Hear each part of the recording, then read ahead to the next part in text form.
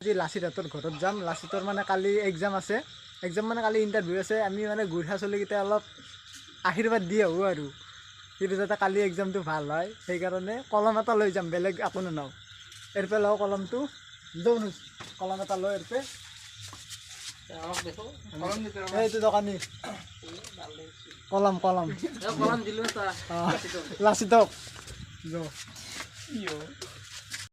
Guys এই কলম ল'লোঁ আৰু এই মালপোৱা লৈছোঁ মিঠে বুলি লাচিতক দিম আৰু যাই পেলাই। এই আমি লাচিতৰ ঘৰৰ ফালে যাই আছোঁ।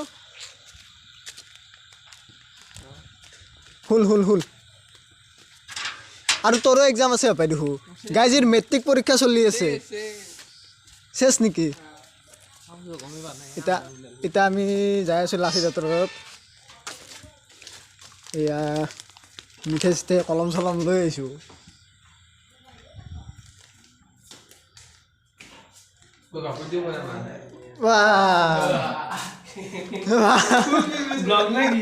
ব্লগ এংকে কৰি আছা? কি কৰবি ইটো তোৰ কাৰণে আনছো, এইকেইটা আমাৰ কাৰণে আনছো। দেখিছা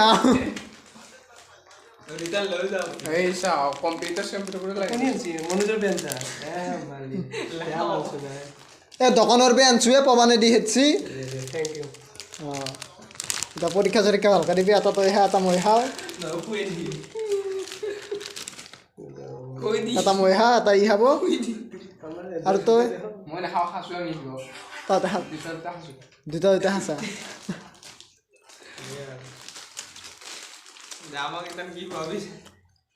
ঠিক আছে না? ঠিকে আছে মৰমা চাহ ভাই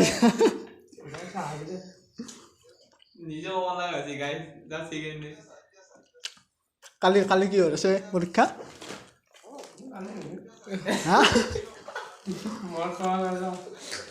এনেকৈ গাইজ মোবাইল চাই চাই পঢ়ি আছে, গাঁৱৰ সন্মান হেদাব।